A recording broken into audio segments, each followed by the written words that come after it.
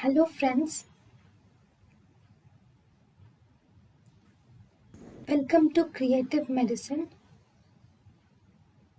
In this lecture, we will learn about.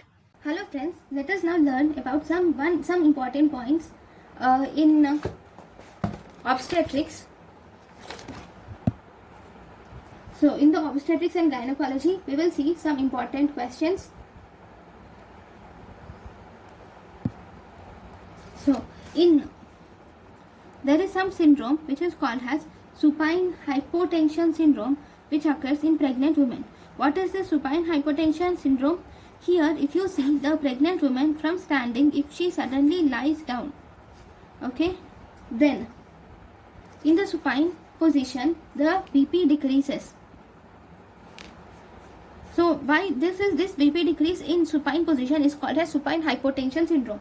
Why does this occur? Because when she when she sleeps, lies down, okay, the gravid uterus with the baby will compress the inferior vena cava. So here mainly the uterus compresses the inferior vena cava. So because compression of inferior vena cava by gravid uterus will result in this supine hypotension syndrome, where the BP falls when the patient goes to the supine position. Okay, so this leads to decreased BP.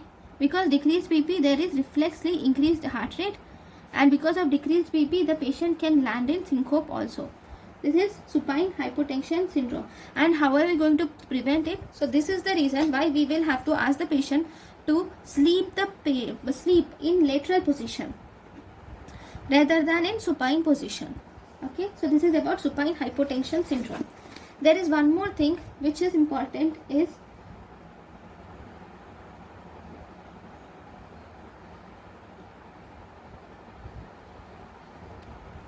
and one-liners in embryology, in obstetrics we will see the maternal pancreas secretes,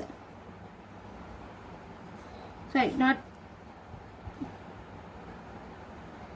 maternal pancreas, I'm really sorry. Fetal pancreas secretes insulin by 12 weeks onwards. By 12th week of intrauterine life, fetal pancreas secretes insulin. Maternal IgG crosses placenta from 12th week. Okay, maternal IgG crosses placenta from 12th week.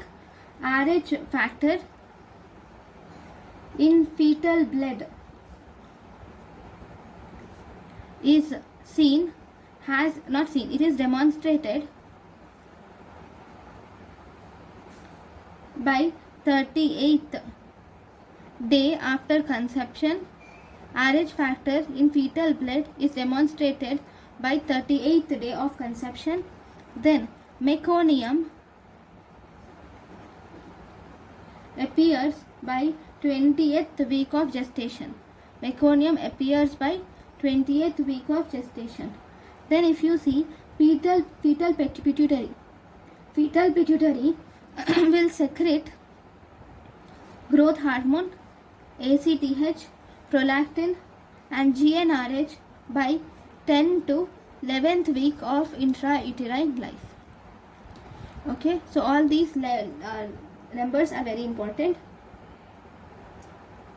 Next, if you see, there is a 35-year-old nulliparous woman with 28 weeks of gestation.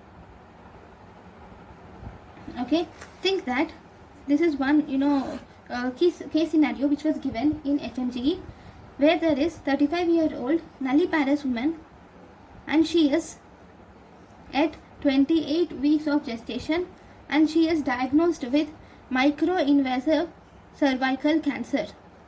Okay, then the question is, can we deliver her vaginally or not? Okay, can we deliver her vaginally or not? Yes, vaginal delivery is allowed for this patient.